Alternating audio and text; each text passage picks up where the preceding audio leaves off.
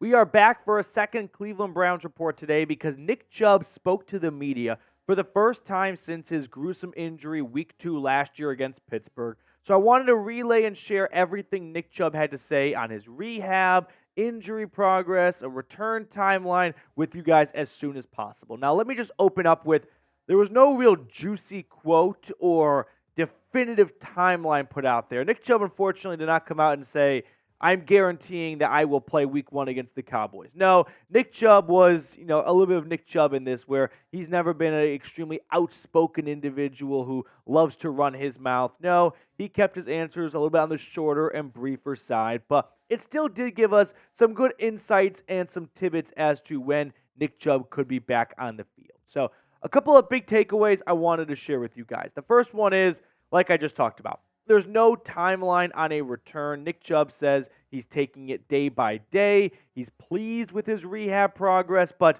unfortunately, he did not come out and share, hey, I'm looking at weeks 1 through 3, 1 through 4 as a return. No, he's just going to take it day by day, and he wants to get better every single day. He even went as far to say, it's Wednesday, and I want to be better than yesterday, and I want to be better tomorrow. So when you look at the Browns' schedule, I'm not going to put a date out there for when I think Nick Chubb will be back for sure.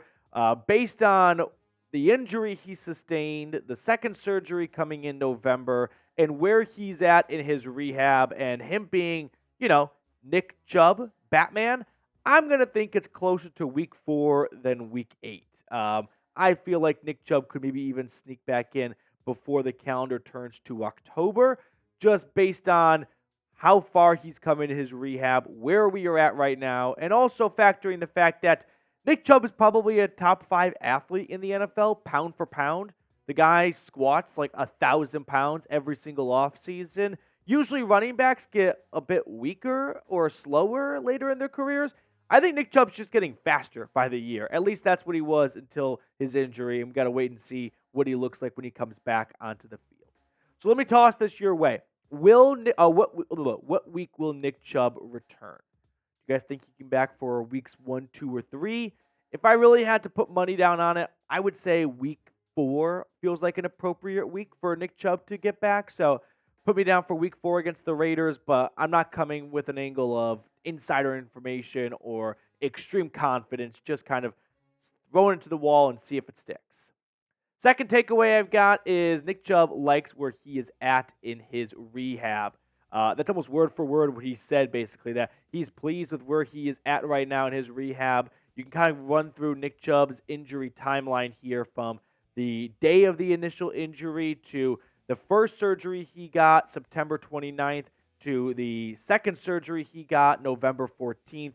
And that second surgery is really the date you should look at when you're trying to put together a timeline for when Chubb could return, as ACL injuries in this modern day of medicine science is usually about a 9-month recovery. So November 14th kind of puts you around the timeline of early-ish September, but when you're a bit older in your career, your body doesn't recover as quickly, especially when it's the second injury to that same leg. So Chubb is pleased with where he is at in his rehab, and that's definitely got to be encouraging to hear.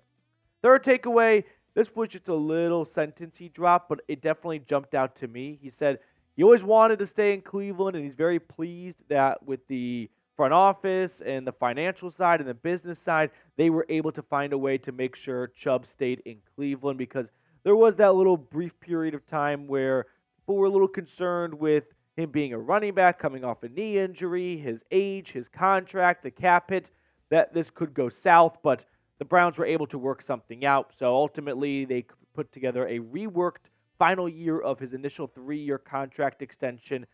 Comes out to $11.75 million. But there are incentives in place for him to make up, I believe, all of the originally scheduled $15 million he was due. So on paper, it's a slight pay cut, but he could make up all that money in incentives. And if Chubb's got an opportunity to put together some incentives, I got to envision that he'll do a pretty good job of it. Now, before we look at the remaining takeaways I had, along with some other notes from OTAs today, because the Browns did have an open media practice on Wednesday, we were looking at the YouTube analytics for June 2023. compared to June of this year. And it's only been a couple of days, but we are far behind where we were last year for the month of June. So please help us catch up in subscribers and help us defeat our previous record of last year in June for subscribers by getting more than 393 this year. Fourth big takeaway I have, going through the process at Georgia helped Nick Chubb this go around. The media asked Chubb, hey, after going through a similar injury at UGA, and you came back in time to start the first week of the following season in Athens, how do you feel like that's helped you this year? And he definitely pointed to the fact that he's got experience when it comes to mentally combating this injury. And Nick Chubb was honest that, it was a bit of a toll on him mentally going through this injury yet again. Not exactly the same injury. Nick Chubb, for example, at Georgia, when he suffered that severe knee injury in Knoxville at Neyland Stadium in 2015, didn't suffer a torn ACL. The same cannot be said this time, as he did have ACL surgery, but he did suffer multiple torn knee ligaments in a game against the Vols in September, and he was ready to roll 2016 as soon as the first week of the season. So Nick Chubb has definitely beaten deadlines before. He said the doubters, the haters, they motivate him, and that was awesome to hear from Nick Chubb because he was honest that he has been, up to speed and in the news and listening to what people have been saying about him, and he's definitely been motivated by the doubters. So if Nick Chubb needs more motivation, I'll be happy to help. I don't think Nick Chubb will ever play another down of football for the Cleveland Browns. Clip that, send it to Chubb, and let him run with that and prove me wrong. Please, I will be Judas if that means Nick Chubb can rush for 1,000 yards this year. I'll go one step further. I think Nick Chubb is not even a top 10 running back in Browns history. Clip that, send it to him. I mean, none of those things, but don't include this part in it. And now we've got a bona fide NFL comeback player of the year. You are welcome. Fifth and final big takeaway I've got for the press conference, you can call it, he had today. He talked about his new running back coach, Duce Staley, replacing Stump Mitchell. He had nice things to say about Stump Mitchell, and he had very nice things to say about Duce Staley. He went as far to say that Coach Staley will be an asset beyond just the running backs on this team, but also to the remaining players on the roster. So if you're wondering, hey, how does Nick Chubb feel about a new running back coach? You could say he's pretty excited about Duce Staley's arrival, but he definitely liked working with Coach Mitchell, but he was very professional and candid in his response when asked about who's helped him kind of work in his rehab and his progress getting back on the field and what it's been like working with Coach Staley. Now, some other just notes I've got here that I wanted to share with you guys, because the Browns did have their OTA session today that was open to the media, and the Nick Chubb and the Kevin Stefanski and Andrew Berry news has kind of clouded that, but I did want to relay some of the stuff I jotted down. One being Dorian Thompson-Robinson was throwing. Remember, DTR suffered a hip injury in the playoff clinching win against the Jets.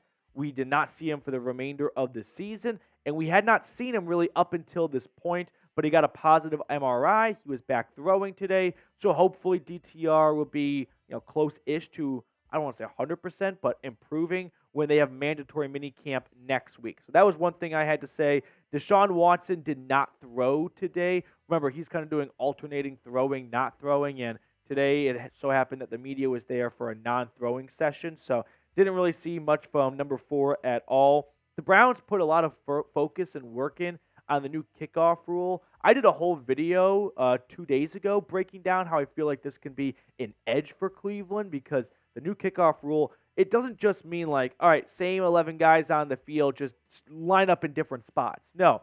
I mean, when you think about the old kickoff way, you had your kickoff team, your coverage unit, running down the field, which means you needed guys that had speed to it.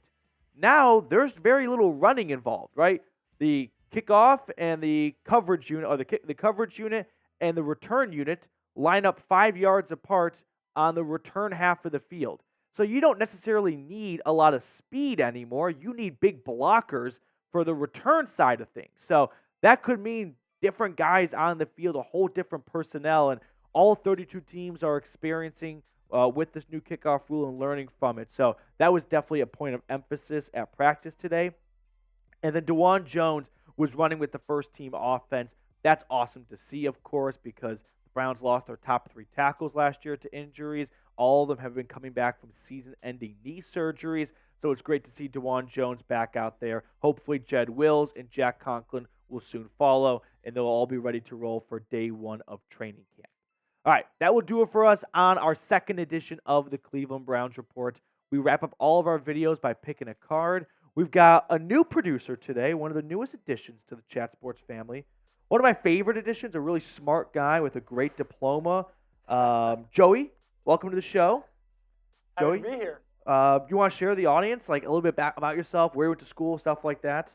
I went to University of Tennessee. Oh, what a cool guy. What a great hire. You can just stop there, go out while you're on top. Joey and I are volunteers. Joey, which card do you want to go with? So just any card. Any card. Any card. Give me a 8 of diamonds. 8 of diamonds. That's a bad selection. I'll tell you that right now. Just not happening, dude. Just swing and a miss. I'm going to go with the Queen of Clubs. If it's 8 of diamonds, I think you have my job. What did I say? Queen of Clubs. Queen of Spades! Oh. I've been off the back iron Gordon Hayward at Butler 3 times in the last week. That's going to do it for us on our episode today. Thank you all for tuning in. We will be back with more Browns coverage, so make sure to subscribe so you do not miss a thing.